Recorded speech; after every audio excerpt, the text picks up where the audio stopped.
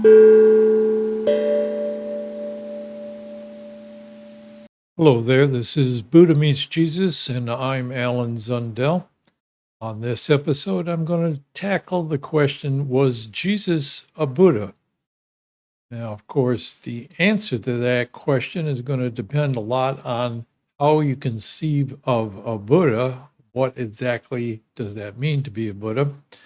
And my answer is yes, given the particular understanding that I have, or my best understanding of what it means to be a Buddha.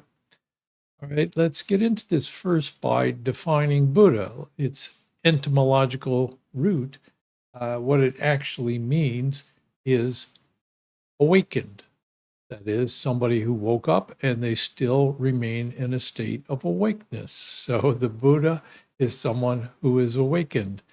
That obviously is a metaphor for our ordinary experience of awakening, because just not being asleep in the sense of lying in your bed snoring doesn't mean if you're out of that state into the state where you're moving around consciously, more or less, that you are awakened in the same sense the Buddha was. So it is obviously a metaphor. How do we understand the Buddha as different from those of us who, experience being awake all of our non-sleeping time? How is the Buddha any different?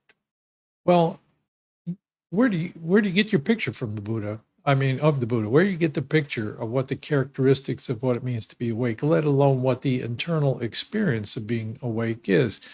Now, we could turn to the Buddha scriptures, and there are some very early scriptures that we could look at carefully, or we could look at the whole gamut of them. I don't think we could actually do that. I can't. There's hundreds of them, many of them predating the time of Jesus. So, which ones do we select from? But I'd say these images in which he is presented similar to Jesus as working miracles and being, you know, having understanding that far surpasses anything we could imagine, and those kind of exalted figures, or that, and this is kind of a later take on the Buddha, that he is the only Buddha that is going to appear in history until his teaching is again completely forgotten and a new Buddha has to appear to revitalize the teaching. I would say these exalted, or these exaggerated versions of the Buddha are similar to the Christian scriptures, in that Jesus is presented as doing things that I don't think he actually did, just because his followers wanted to present him in a way that was very impressive to the people they were trying to reach. And they probably, as you get into later generations, actually believed a lot of this. You hear stories, and in early times, um, you don't know how people in other walks of life or differences. You live in a rural village somewhere, you have limited experience with people. You don't know if there's people walking around who can do miracles. So the stories of miracles are pretty widespread in ancient societies. And I think there was an effort to make these particular teachers, who impressed a lot of people, even more impressive than your ordinary uh, miracle worker that you might have heard about in stories. So I think some of that about Buddha is exaggerated, the same way I think stories about Jesus and what he did, raising people from the dead, or similar things, the multiplication of the loaves or the turning wine into water. I think those are exaggerations for effect, or because at one point or another, people just started to add things to bear descriptive accounts of who Jesus was and what he did. Same thing with the Buddha. I'd say there are a lot of exaggeration in the scriptures about this. But then where do I get my perspective on it from, right? If I'm not going to rely on that. Well, you could say, if you were a scientific rationalist, your perspective might be that there is no such thing as a Buddha, somebody who has any kind of different experience of life than all of us have accessible to us, and most of us are generally experiencing that.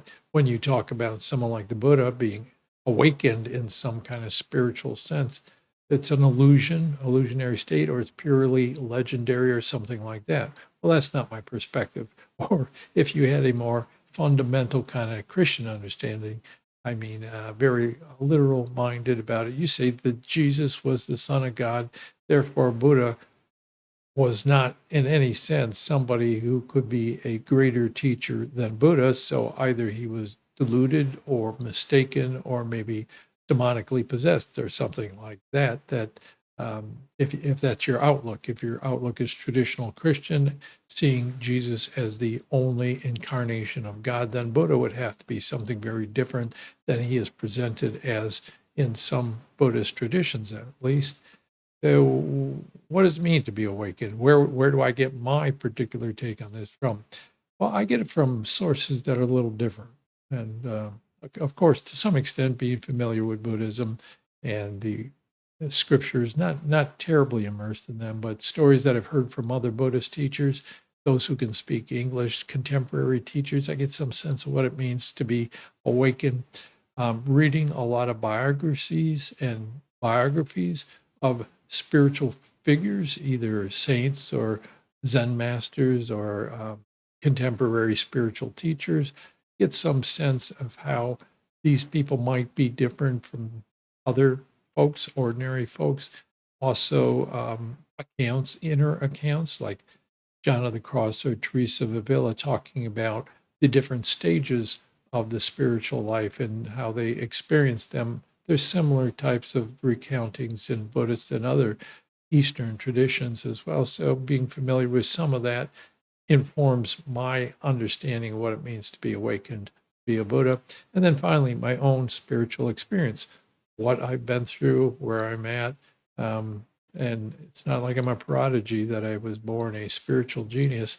This is a long-term process over many decades of trying to apply myself to spiritual practices and having some help from the outside, from people who gave me some guidance.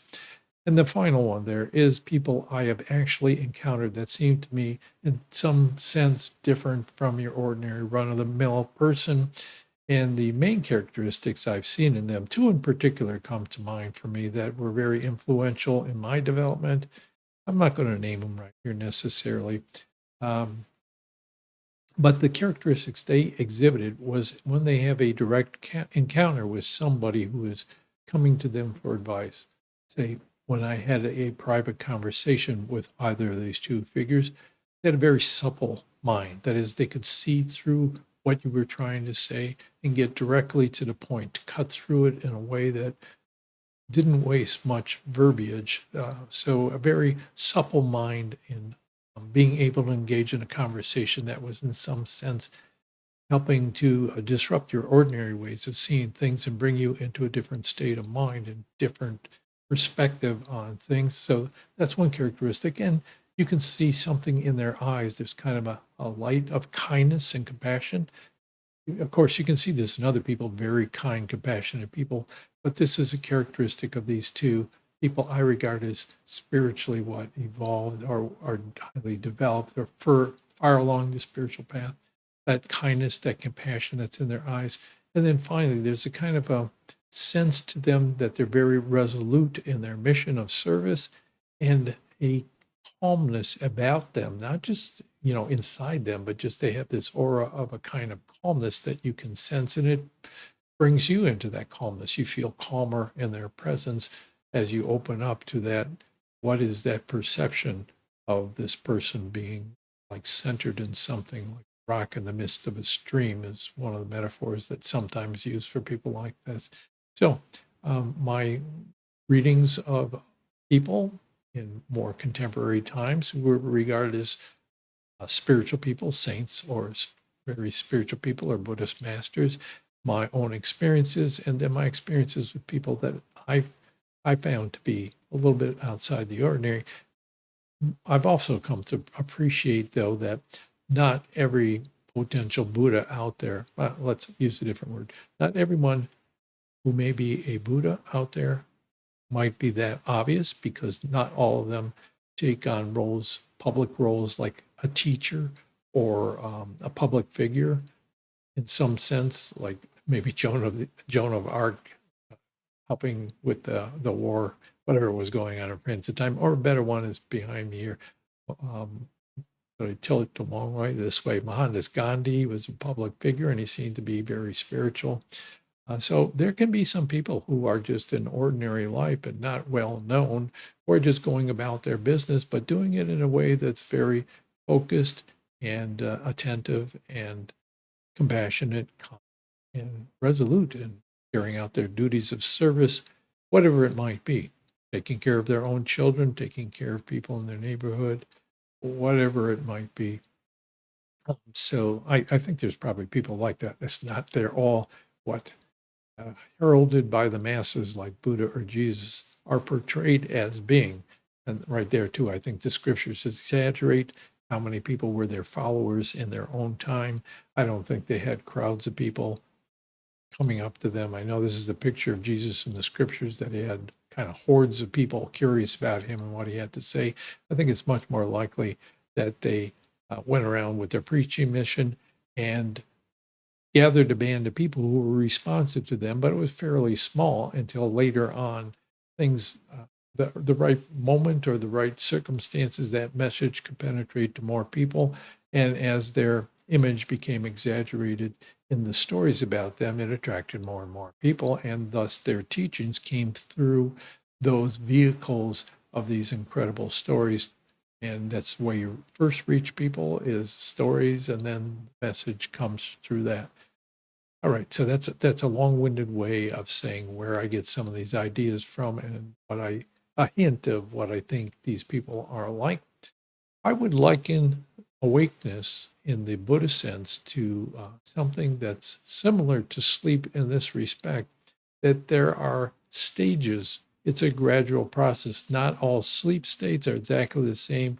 Not all awake states are exactly the same. Let me jump here to this picture of brain waves during sleep. You're probably familiar that there's different stages of sleep while you're sleeping.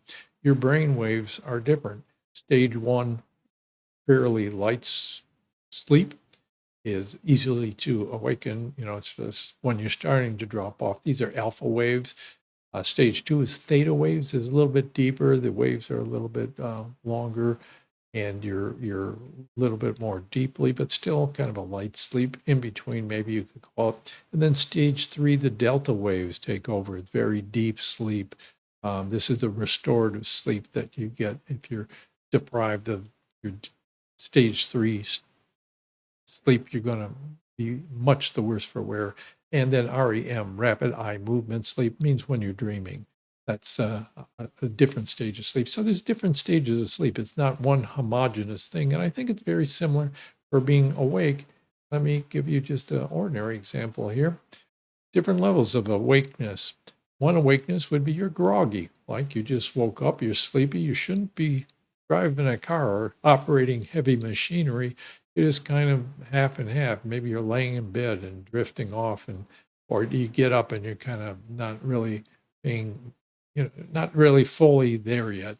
A stage up from this would be awake but inattentive. Okay, you're fully awake, but you're daydreaming, or you're caught up in your own thoughts and not really paying attention to where you're at in the present moment.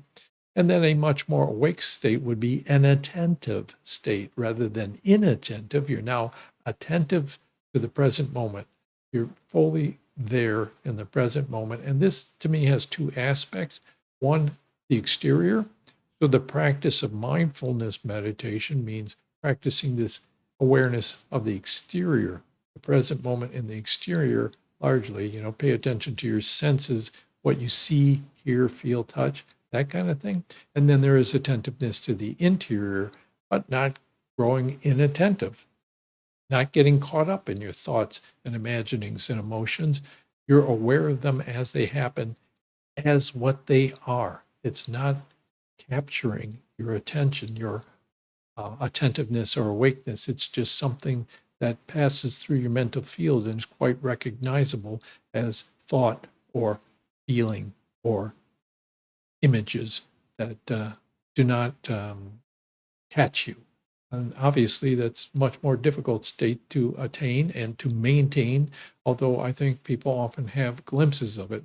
And I'd say any other type of spirituality is included within that interior part, that if you can get to that, that's as far as I can imagine, and there may be something beyond that.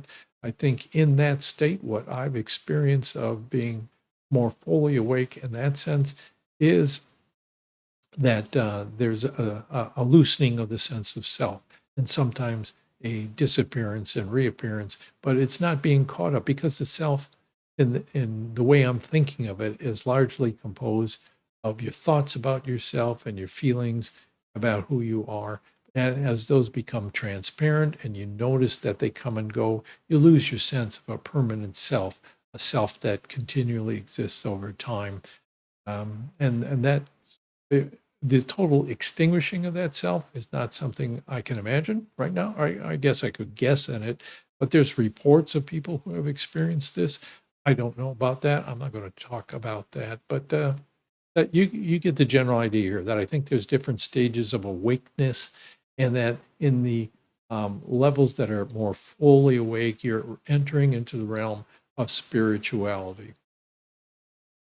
Okay, so I'm making the point that I don't think that this kind of spiritual state is a terribly uncommon thing. Obviously, it's not real common, but I don't think that it's all visible to ordinary people, that there's plenty of people walking around who are in some stage of development. And I do think there are not only stages, but gradual changes within each stage that, okay, put it this way. There's in Zen tradition, there is awakening of the mind, awakening of the heart, and awakening of the will, which is very close to what some Christian mystics talk about, which is unifying the mind with God, unifying the heart with God, unifying the will with God. And I would say that there are moments where those things happen sometimes simultaneously, and we have a spontaneous awakening, but it's transient.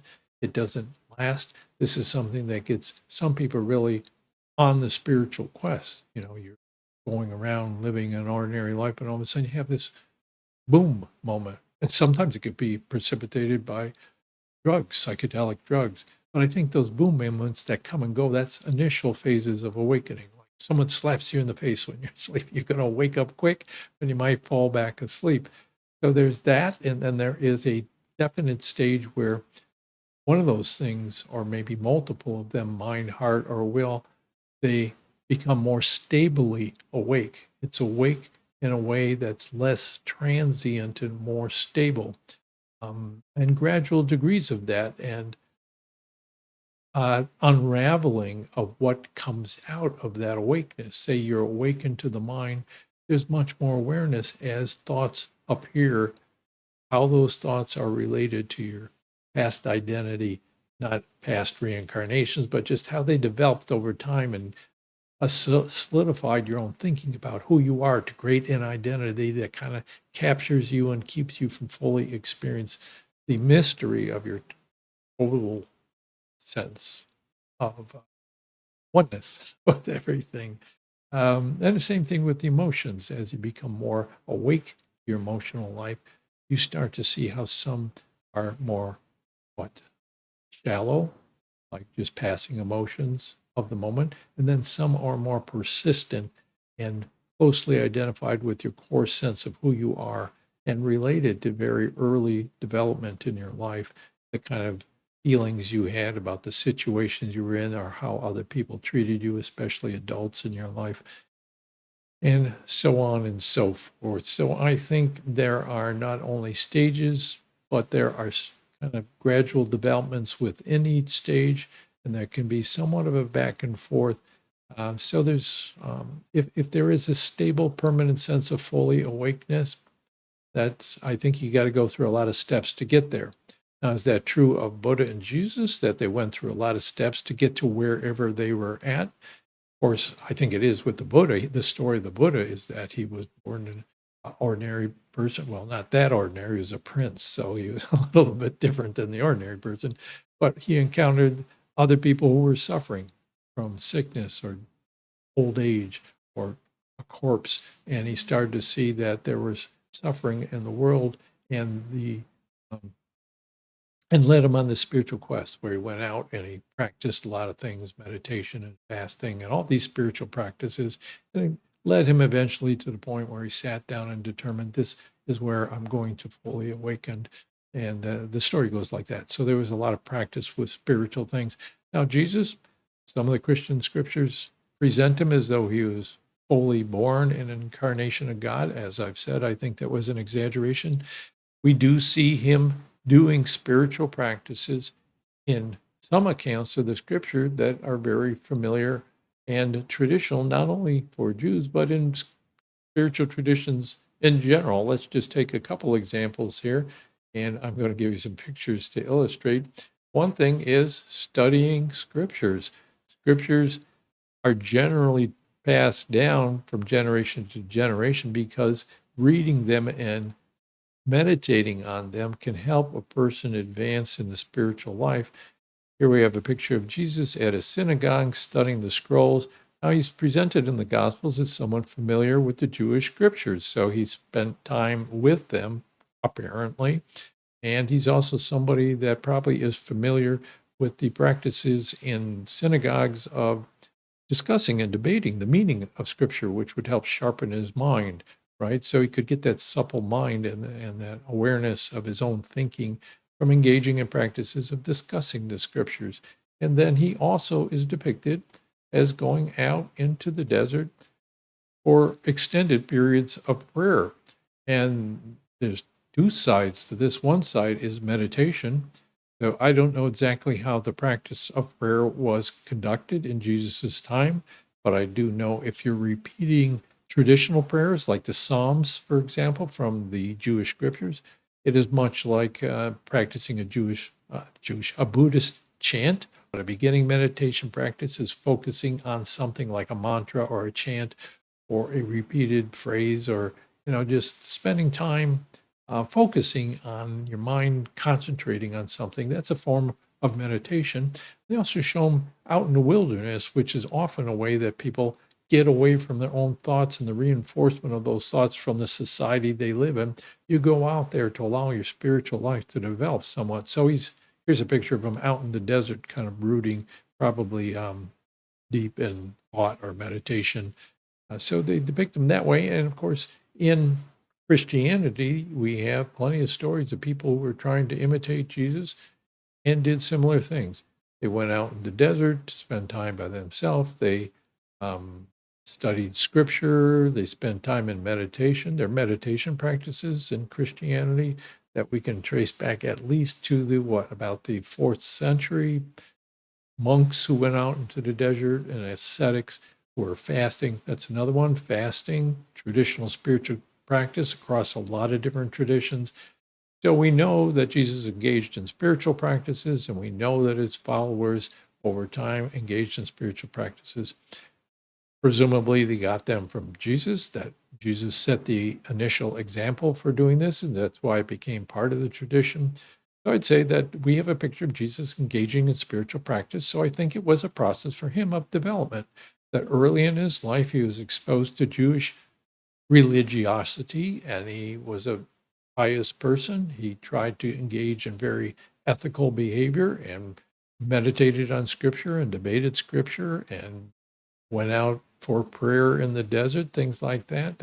Spiritual practices, I think, brought him to the point where we first see him in the movement of John the Baptist, and Jesus is somehow engaged in that and gets his mission in life, which is to go around to people preaching reformation, religious reformation, really. Let's go back to the Jewish ethical teachings and social teachings and really observe them, because God is going to intervene in history, and we want to restore our connection with God in preparation for that. So he engages in his mission. So I'm saying his early life, he engaged in spiritual practices.